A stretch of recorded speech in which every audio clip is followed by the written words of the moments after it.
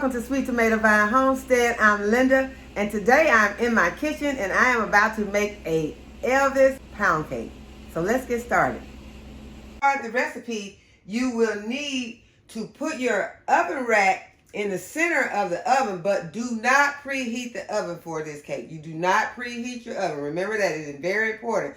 And remember also, you want to have all of your ingredients at room temperature. You will be putting in some whipping cream, so before you make this cake, you want to take this out and let it come to room temperature. You can go ahead and pour yours up if you would like to. I did not pour mine up, but it would make it come to room temperature faster if you just pour it up. But I'm going to be using all of this because I'm going to be making 2 of these today because I have some friends who need some cake, and so for different occasions, so I'm going to be making 2 of these, and I'm going to make 1 on this video.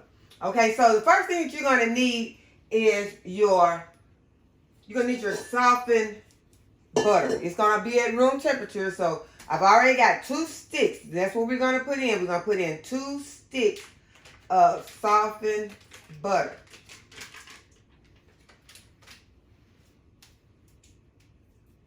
And something else that is very important for this recipe is to use cake flour.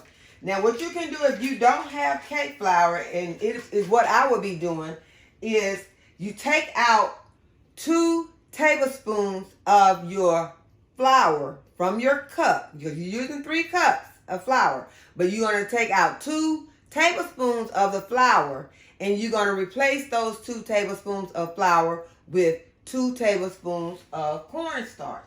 And I have my cornstarch, and that is what I just have a great value cornstarch, and I'll be taking out 2 tablespoons of my flour, and I will replace it with 2 tablespoons of the cornstarch, and I will be sifting it. Your flour has to be sifted, and for this recipe, it's going to get sifted 3 times, so just be prepared that you're going to be spending some time in the kitchen with this cake. But if you want a good pound cake, in my opinion, you should always sift your flour. If you have baking powder or anything that goes with it, go ahead and sift those ingredients together. And there are all types of sifts. I got one like this. I've got the one that you can do like this. And you know something else? I sometimes even sift my sugar. Like this sugar, I just pulled out, and I might not use this because this is the sugar I mostly use for my kombucha. But I have some sugar, but my sugar, sometimes that sugar can sit there and can get a little lumpy. So I like to sift my sugar off. I got my 2 sticks of butter in, and then I am going to add my sugar. This recipe calls for 3 cups of sugar. So I got my measuring cup. And as I was saying, I also use a sifter sometimes like this to sift my sugar. So I'm going to go ahead and I'm going to measure 3 cups from my 5-gallon bucket, and I just do it like this.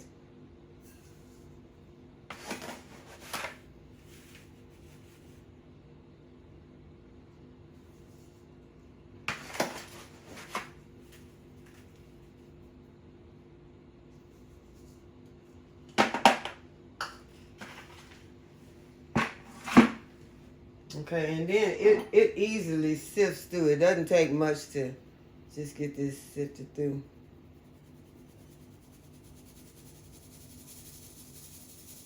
Just gonna remove all those lumps. And I'll just put these back into my sugar.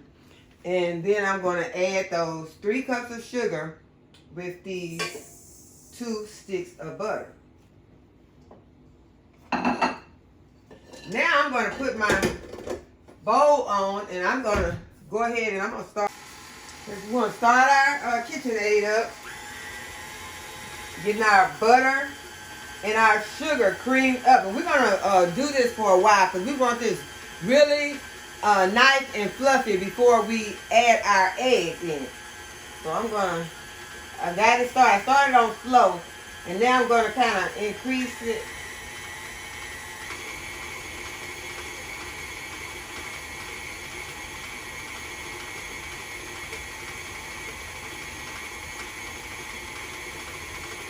I want to get that butter and that sugar mixed up really good. And while that's going, I'm going to go ahead and I'm going to start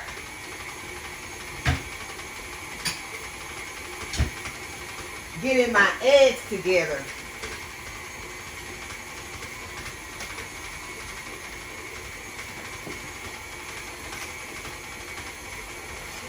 Okay, so we got some eggs from our girls, from our hens, and we're going to need 7 of these.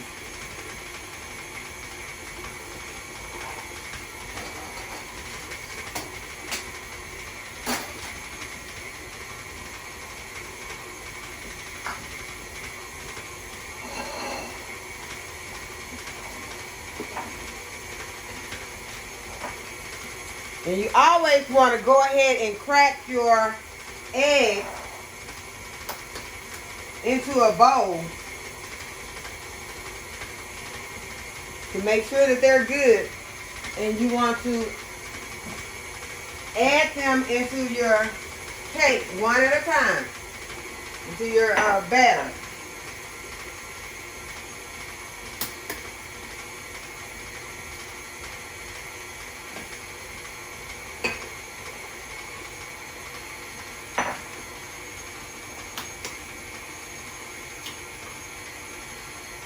While you adding them one at a time, cracking them one at a time, because you want to look and you want to make sure that egg is good, that there are no specks or anything in there.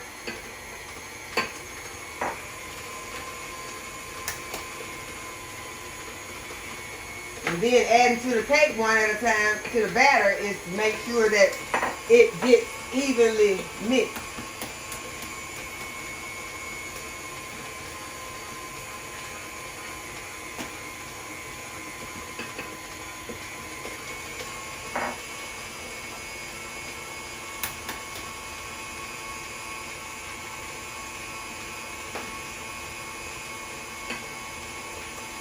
And the more you add your eggs, the fluffier your mixture is going to get.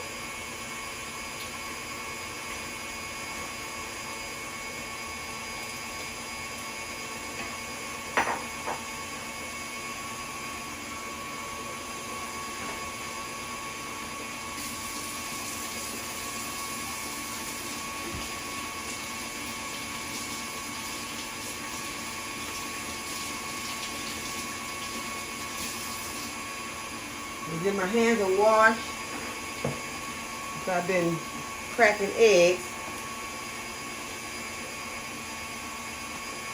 And I can go ahead and get that out of the way. I've already got my sugar. I'm going to use this as some kombucha later today.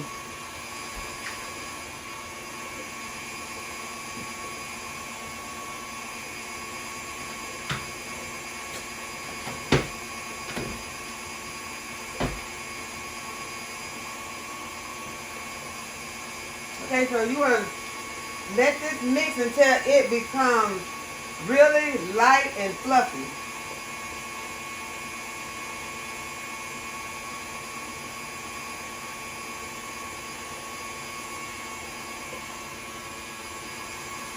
And I'll bring you all closer so that you can see what this batter is looking like.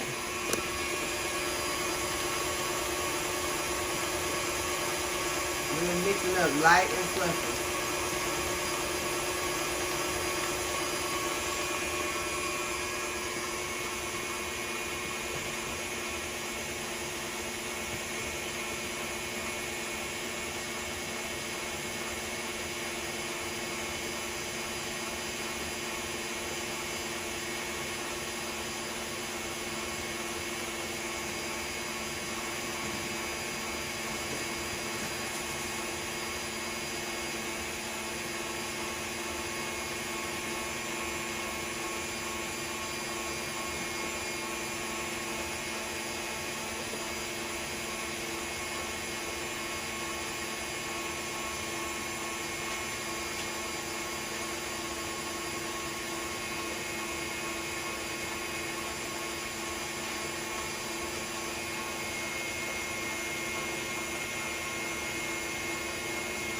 Okay, after you've gotten your your mixture mixed up really good, now you want to go ahead and you want to add your vanilla extract.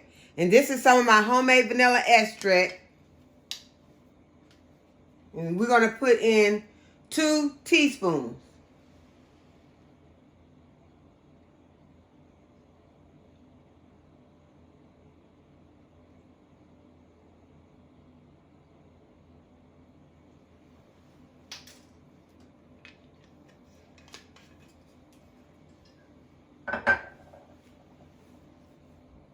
Now we just want to mix this back up.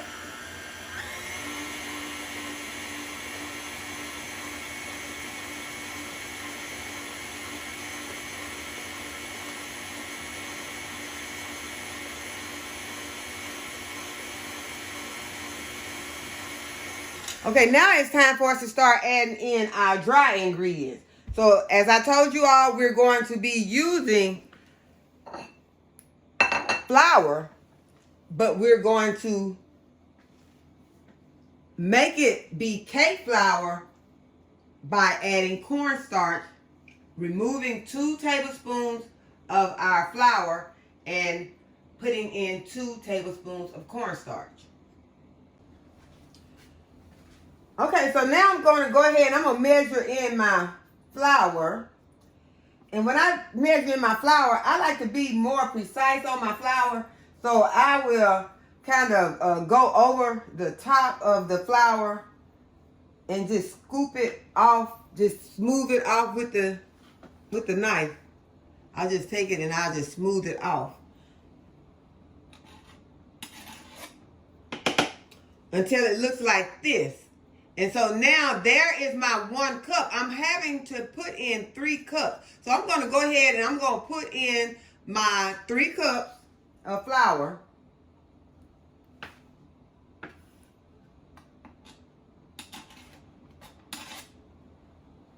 That's 2.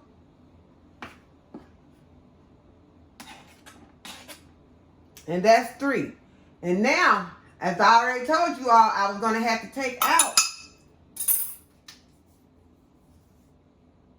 2 tablespoons.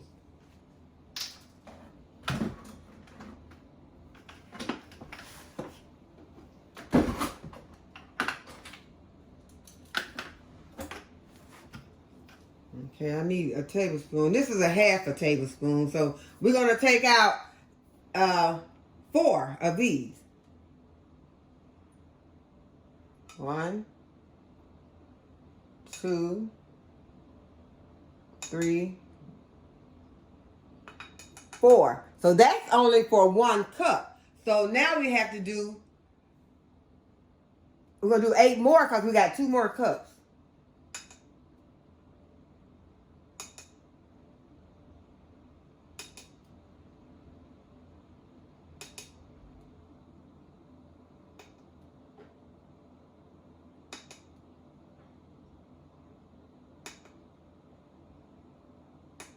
This would have been better if I had my tablespoon because that may be a little confusing.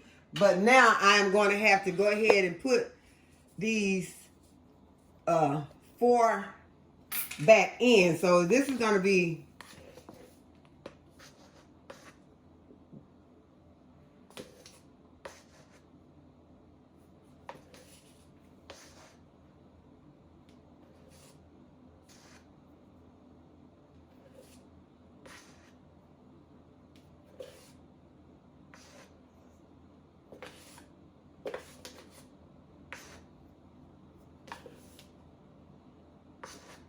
so that took care of 2 cups of flour. So now I got to do 4 for the last cup of flour.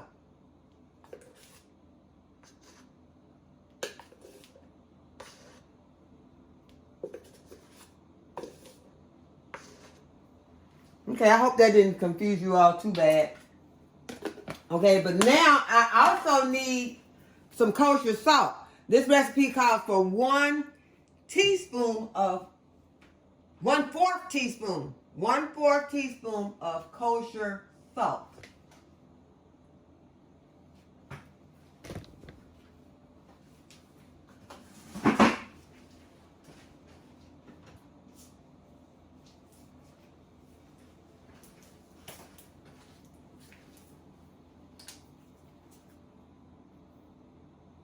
Okay, there's my 1/4 teaspoon. Got some kosher salt. I'm gonna make sure I level that teaspoon off. And I'm gonna add that to the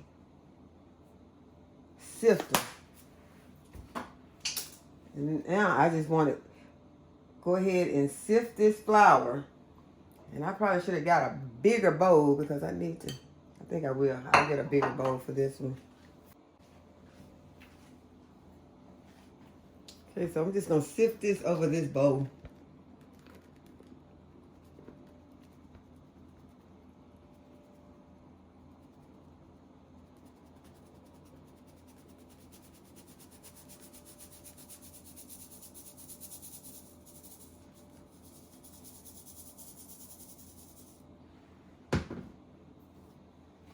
And I need to get my kosher salt to go through there.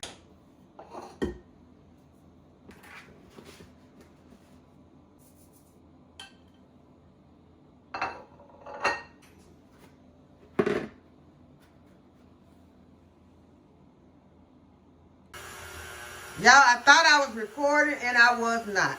So what I did was went ahead and I added my flour in after I sifted it, and I added my 1 cup of heavy whipping cream. I am so sorry. I thought I was recording and was not recording. But the cake is mixing now, and now I am going to go ahead and I'm going to take my seasoned pan. This is the old pan, why I'm calling it seasoned. And it looks bad, but I call it my seasoned pan. And I am going to take my butter, and I'm going to go ahead and I'm going to butter the bottom of my pan.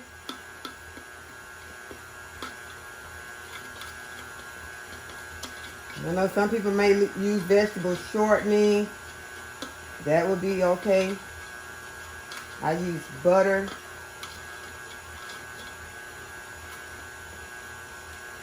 And you all know that I am vegan and I do not eat any of this, but I still make them because I have family and friends who request them. And when something, sometimes some people just need some cake, and so I, fix cake for people. And this is buttered now, and I'm going to flour the pan. I am so sorry about not being recording when I was doing the flour, because I don't know how much of it I got, but I sifted the flour and I added in the cornstarch. So I will see when I start editing. But what threw me off is before that I had hit the slow motion on the camera, and when I realized I was recording in slow motion, I got mad. And that caused me to get distracted. And when I started thought I was recording, I was not, because I was so consumed by the thought that I had been recording in slow motion. So now part of my video is missing, but I hope that you all can figure the part out, because it's not that hard. And see how I kind of over flour, but I won't waste this flour. I will just knock it off into my bowl. And now see how my pan looks? It's kind of more even in there. Okay, so I'll take this same spatula that I just used, and I'm just going to kind of clean the batter from around the sides in case any flour or anything's not mixed up in there so good. And then I'll put it back in there. And y'all, that's one of my favorite things to do. Although, like I said, I am not going to be eating any of this because I'm vegan, but I love to bake cakes.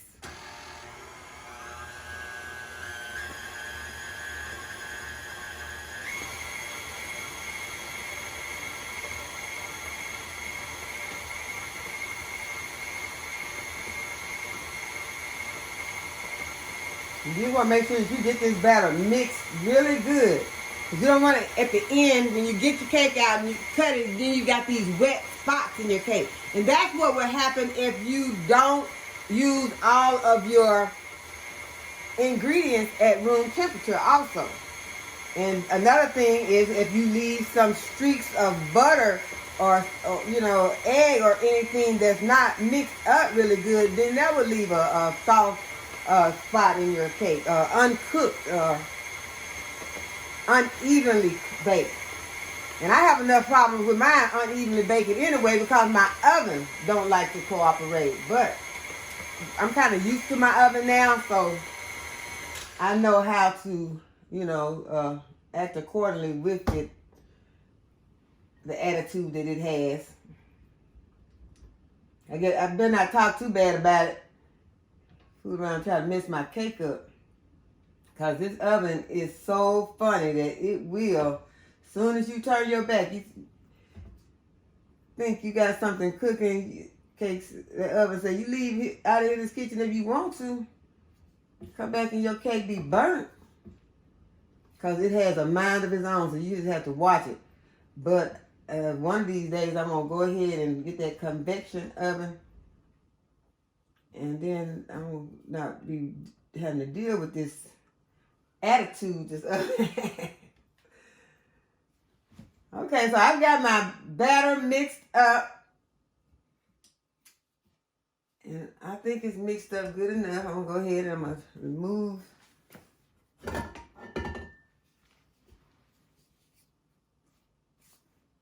my bowl.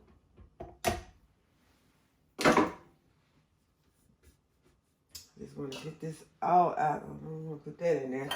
Put this in here. And now I want to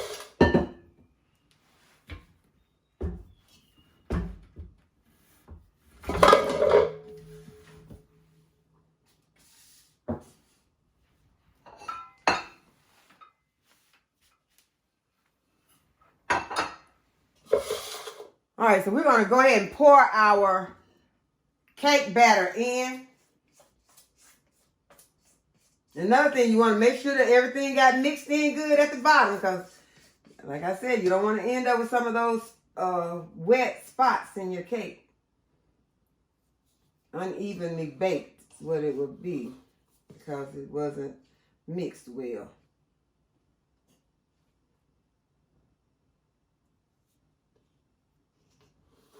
So I just kind of pour some in and give my cake pan a little spin around so that I can get it all in evenly.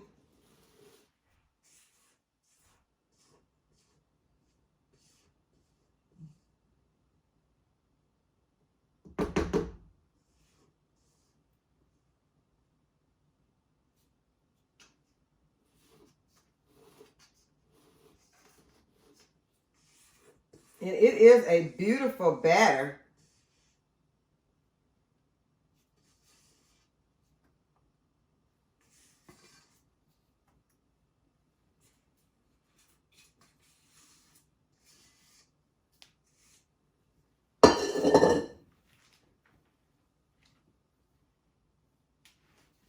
I can just take my knife that I was using to level everything off with and try to get the rest of my batter off, get most of it.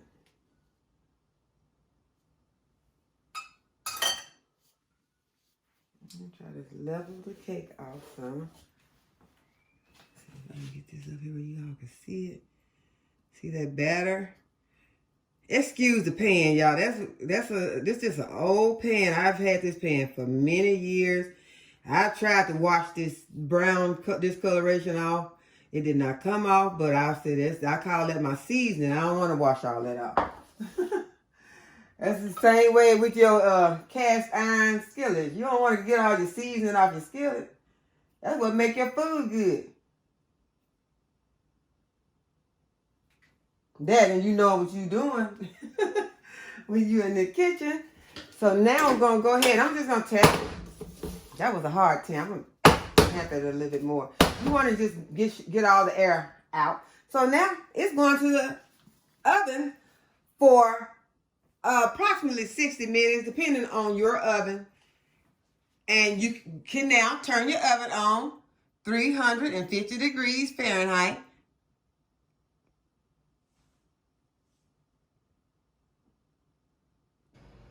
Okay, so while my cake is in the oven baking, I have went ahead and made some more tea up to make more kombucha. And so what I did was I put some tea bags into a pot of water that I had boiled. And then I steeped them and added 1 cup of sugar. And I'm going to leave the sugar to dissolve. And I'm going to just let this sit and cool down while I pour up my recent batch of kombucha. So before I can get this one done, I have to pour up the kombucha that I made 2 weeks ago.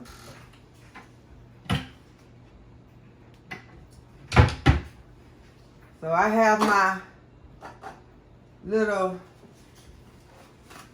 funnel right there, and this is my kombucha that's been fermenting for 2 weeks. So I'm just going to go ahead, I'm going to give it a stir, and I'm going to remove this SCOBY.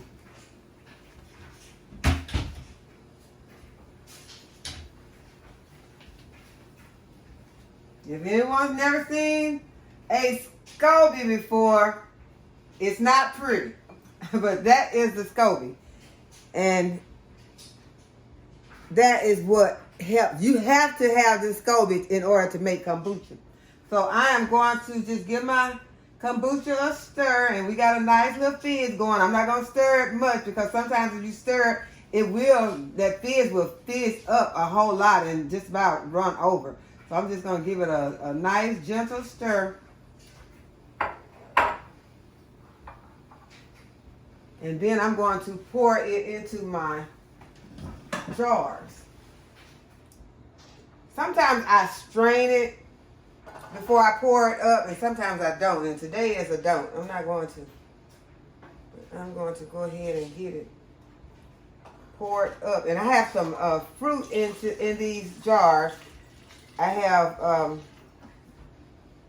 strawberries in some of the jars and blueberries in some of the jars. And then in some of the jars, I have strawberries and blueberries. So I have 7 jars here, and I kind of made a mess. It's kind of hard to pour it out of this gallon jug into these containers sometimes.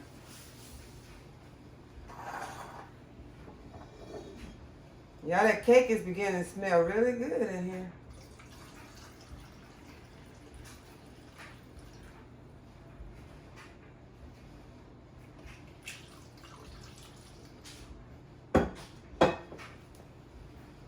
And so remember, whenever you're making kombucha, that you have to reserve a cup of your kombucha in order to make your next batch.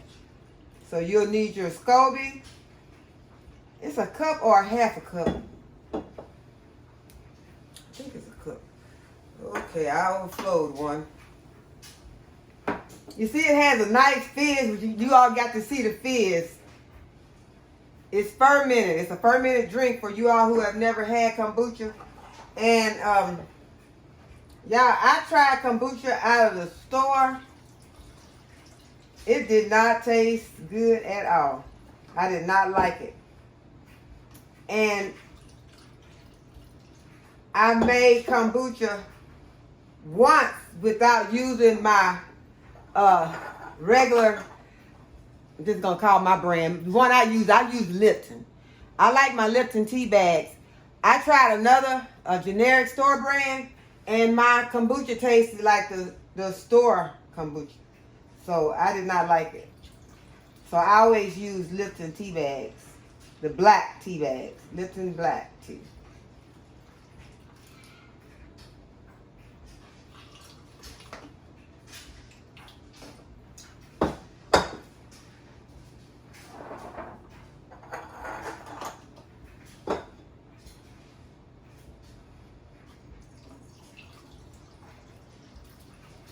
And I'm going to make my kombucha, my next kombucha batch in this same container.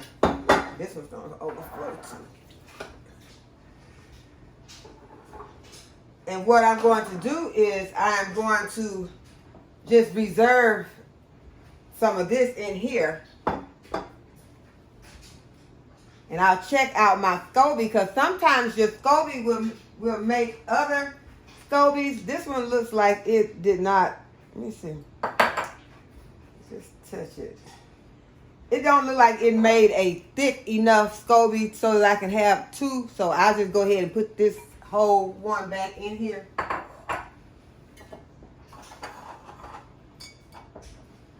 And I usually get 7 of these jars.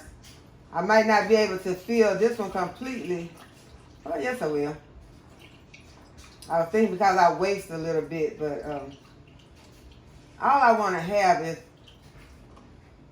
a cup. And see, I got more than a cup, so I can still pour some into these other ones.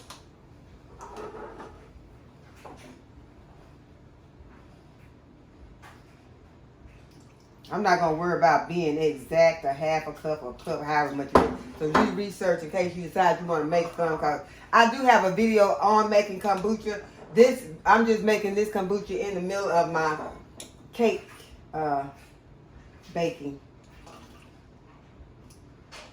This is why my cake is in the oven. I'm just finishing this up, because you have to try to use your time wisely, do as many things, get as many things done as you can, because I got to go outside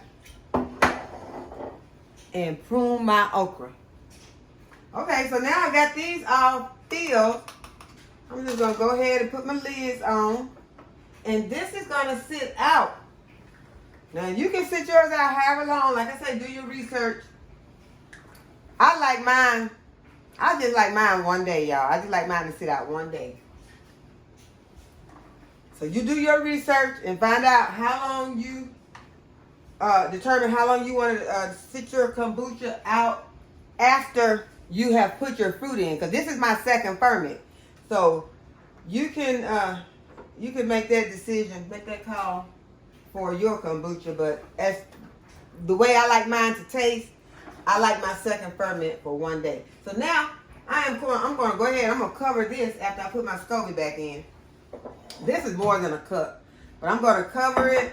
And then after this, you cannot pour this in while it's hot like this. You will pour this in once it has, I'm going to let it come way down to room temperature. It'll be sitting here half a day. And then I'm going to pour it into this jar with this, where this SCOBY is. And see, because if you pour it in hot, you will kill this SCOBY, and then you have to get a new SCOBY. So you don't want to have to do that. Unless you got a SCOBY hotel. You don't want to do it anyway, but I have a SCOBY hotel and I still don't want to kill none of my SCOBYs. I give them to other people so they can start making kombucha instead of drinking up my kombucha. But I'm going to just sit these here where they'll do another day ferment. They've already fermented for 14 days. You can determine how long you want your first ferment to go also, because that ferment could go from 14 to 21 days. So it just depends on how you want your kombucha to taste. So that is the kombucha. That's a finished kombucha, and it'll be finished tomorrow. And I'm just going to put I have tea bags on top with a rubber band. I'm going to cover this, and this goes into my pantry. But I'm just going to leave it here for now, since I got to pour this in. And once I pour this in, I will go ahead and I will fill it the rest of the way with cold water. And you want to use purified water, or I'm on a well, so I don't have to worry about chlorine or anything in my water. So I just go ahead and use my well water. But you can add the cold water to fill your container the rest of the way. Okay, so now we got our kombucha made. Check on our cake. Okay, now that the time is up on the cake baking, you want to check to make sure that your cake is done by inserting a toothpick. And what I got is a skewer, and I'm just going to insert it. And if it comes out clean, that means that your cake is done. And I like to test it in more than one spot because my oven does not cook evenly. So I'll check it in several spots. And if it comes out in clean in all spots, then I consider my cake to be done. So it has come out clean in all spots. So now we're just going to let our cake completely cool. I'm just going to leave it in the pan, let it completely cool before pouring it out onto a cake plate. So I have taken a butter knife and I have ran it around the edges of my cake. And I ran it around the little tube part of the cake. And I kind of gave it a little push around the sides to see if I can make sure that it's separating from the pan, because you don't want your cake to stick. And it is still a little warm, but not hot. But I really need to go ahead and get it out of this pan because I've got some other stuff I need to do. And I like to go ahead and deliver this cake. And now my decision is, do I want this to be the top of my cake, or do I want the bottom to be the top of my cake? So that's always a decision that's a little hard to make for me.